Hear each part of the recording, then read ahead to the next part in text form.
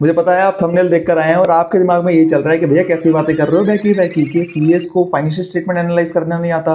हम तो 11वीं से वही पढ़ते आ रहे हैं ना, फाइनेंशियल स्टेटमेंट बनाओ, जर्नल एंट्री करो। तो भैया ऐसा कैसे बोल रहे हो आपके सीएस को फाइनेंशियल स्टेटमेंट एनालाइज करना नहीं आता। अब देखो यार, फाइनेंशियल स्टेटमेंट को बनाना और फाइनेंशियल स्टेटमेंट को एनालाइज करना है, दोनों ही अलग अलग गेम है। सीएस जो होते हैं, बिल्कुल आप कोई भी सीए उठा लो भैया, वो फाइनेंशियल स्टेटमेंट बनाना जरूर जानता होगा। ठीक है, एंट्री कैसे करनी है, फाइनेंशियल स्टेटमेंट कैसे बनाना है, वो सब कुछ जानता होगा। लेकिन भैया फाइनेंशियल स्टेटमेंट को एनालाइज कैसे करना है, वो काफी कम सीएस को आता है। और यही एक हाई इनकम स्किल्स मानी जाती है, क्योंकि भैया फाइनेंशियल स्टेटमेंट एनालाइज करके ही आप बता पाते हो मल्टीपल चीजों को। बिजनेस की हेल्थ क्या है, ठीक है, कंपनी कहां पे वीक है, कहां पे स्ट्रांग है, कंपनी इन्वेस्टेबल है भी या नहीं है, कंपनी में इन्वेस्ट करना चाहिए, कंपनी क्या दिखती है 10 साल बाद। वो जब फाइनेंशियल स्टेटमेंट को एनालाइज करते हो ना, तभी वो चीज बता पाते हो आप। लेकिन भैया काफी सारे सीएस को आप देखोगे, अगर उनको एनुअल रिपोर्ट दे दी जाए तो उनको पता होगा, ठीक है ये बैलेंस शीट है, बैलेंस शीट का टोटल क्या है वो समझ लेंगे। अच्छा, कोई आप आइटम पूछ लोगे कि कितना ट्रेड रिसीवेबल खड़ा हुआ है, वो बता देंगे आपको। प्रॉफिट एंड लॉस क्या बोल रहा है, ठीक है, उसका कितना मार्जिन है, वो बता देंगे आपको। लेकिन भैया आपको जो प्रॉफिट एंड लॉस और बैलेंस शीट बता क्या रहा है बिजनेस के बारे में, वो चीज नहीं बता पाएंगे वो लोग। बिजनेस के बारे में कहने का मतलब ये है कि बिजनेस की हेल्थ कैसी है, बिजनेस के अंदर जो ग्रोथ आ रही है, क्या वो सस्टेनेबल है भी या नहीं है, क्या जो मैनेजमेंट है वो ट्रस्टवर्दी है भी या नहीं है, ये कंपनी क्या अगले 10 साल तक वेल्थ भी क्रिएट कर पाएगी या नहीं कर पाएगी। और इन सब का आंसर काफी सारे सीएस आप देखोगे कि वो नहीं दे पाएंगे। क्यों? क्योंकि भैया आज तक उन्होंने अकाउंटिंग सीखी है, ना कि बिजनेस एनालिसिस। और सिंपल सी चीज, मैं वही चीज आपको बार बार रिपीट करूंगा, ये जो स्किल है ये हाई पेइंग स्किल्स है, जो आपकी वेल्थ क्रिएट करेगी, वेल्थ बिल्डअप करेगी, ना कि वो अकाउंटिंग वाली। हम एक सिंपल सा आपको एग्जांपल देता हूं, आपको समझ में आएगा मैं क्या बोलना चाह रहा हूं। मान लो एक कंपनी है, प्रॉफिट एंड लॉस उसका हम देखते हैं, दोनों कंपनी के अंदर 1000 करोड़ की सेल्स आ रही है, प्रॉफिट भी सेम आ रहा है, बैलेंस शीट भी मोटी मोटी सेम है, ठीक है। लेकिन एक जो कंपनी है उसकी जो वैल्यूएशन है वो दूसरी जो कंपनी है उससे 10 टाइम ज्यादा होगी।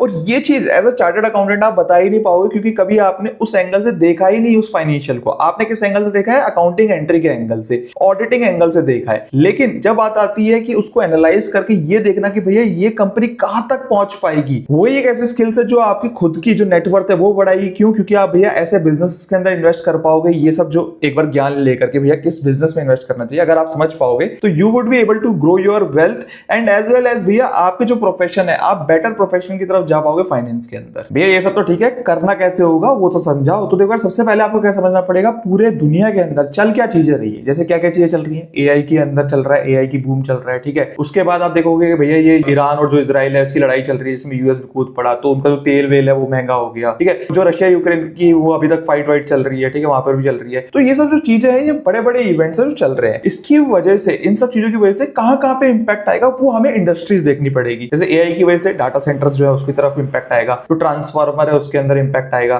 ट्रांसफार्मर अगर है तो केबल्स के अंदर भी इंपैक्ट आएगा। उसके बाद अगर डाटा सेंटर बनेंगे तो जो उसके अंदर हार्डवेयर लगेंगे उसके ऊपर भी इंपैक्ट आएगा, यानी कि जैसे एनवीडिया के चिप्स हो गई, ठीक है, या फिर जो बाकी के एसएसडी हो गई, रैम हो गई, उनके ऊपर भी इंपैक्ट आएगा। क्यों? क्योंकि डाटा सेंटर बनाने के लिए वो सारी चीजें भी चाहिए होंगी। अब ये डाटा सेंटर चलाने के लिए, डाटा सेंटर लगाने के लिए भैया आपको इंफ्रास्ट्रक्चर ही बनाना पड़ेगा, ठीक है। तो जो इंफ्रास्ट्रक्चर डाटा सेंटर का बनाते हैं उसके ऊपर भी इंपैक्ट आएगा। तो भैया ये क्या है, मल्टीपल आपको चीजें, अगर आपने एक बार समझा पूरे दुनिया में क्या चल रहा है, उसके बेसिस पे आपको समझ में आएगा कि मेरे को कहां पे फोकस करना है, ठीक है। अब उसी तरीके से मान लो जैसे तेल महंगा हो रहा है, तो तेल की वजह से कहां कहां पे इंपैक्ट आएगा, आप वहां की तरफ चले गए। ये मैं आपको एग्जांपल दे रहा हूं, अगर आप ये समझना चाह रहे हो कि भैया पूरे दुनिया के अंदर, ठीक है, अगर आप वहां से उतर के आप देखना चाह रहे हो कि यार मेरे को कहां कहां पे इंपैक्ट आएगा कंपनीज के अंदर, वहां मैं इन्वेस्ट कर सकूं, तो मैं उस हिसाब से आपको एग्जांपल दे रहा हूं। फिर आपने देखा अच्छा यार एआई के अंदर, अच्छा आपने देखा उसके बाद डाटा सेंटर्स हैं, डाटा सेंटर के अंदर आपने देखा 2-4 कंपनी और डाटा सेंटर के ऊपर काम कर रही है। अब उसमें आप देखोगे कि कौन किस तरीके की विजिबिलिटी दे रहा है आने वाले फ्यूचर के अंदर, कि भैया अच्छा यार उनके पास ऑर्डर्स भी आ रही है, सारी चीजें आ रही है, तो समझ में आ रहा है यार ये जो कंपनी है वो ग्रो कर सकती है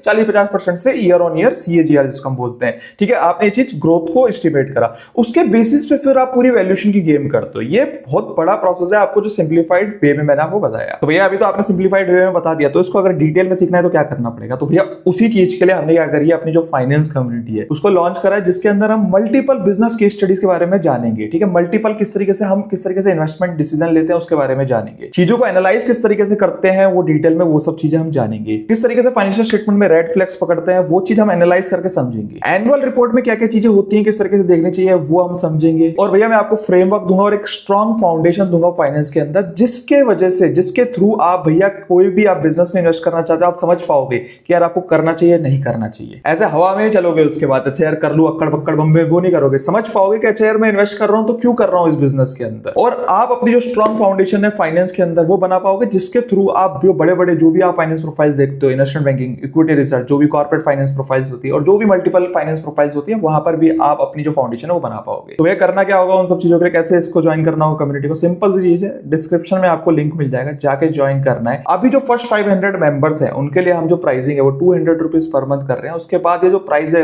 ये बढ़ के हो जाएगा 499 पर मंथ, ठीक है। तो 500 के अराउंड मेंबर्स के लिए हम कर रहे हैं, और ये जल्दी मतलब फिल भी हो रहा है, क्योंकि जब मैं ये वीडियो बना रहा हूँ तो हमने अभी 3-4 घंटे पहले लॉन्च करा था, और 200 ऑलरेडी जो सीट्स हैं वो फिल हो गई है। तो मैं आपको बस यही रिकमेंड करूंगा जल्दी से जाके ज्वाइन कर लेना, ताकि आप अपना जो फाउंडेशन है उसको बना सको। और मैं आपको गारंटी दे रहा हूं, मैं आपको एश्योरेंस दे रहा हूं कि भैया आपको काफी मजा आने वाला है, फाउंडेशन आप बढ़िया बनाने वाले हो। और अगर आपको डाउट है तो 2 पैकेज है उसके अंदर, 1 महीने वाला और 1 साल वाला। अगर आपको थोड़ा बहुत भी कंसर्न है कि यार क्या होने वाला है, कैसे मिलने वाला है इसके अंदर, तो 1 महीने का पहले ट्राई कर लो, समझ में आता है, फिर 12 महीने वाले पे चले जाना। तो चलो बिना टाइम वेस्ट करे जाके डिस्क्रिप्शन में लिंक है उसको चेक करो, और मैं मिलता हूं आपको फाइनेंस कम्युनिटी में फेस टू फेस।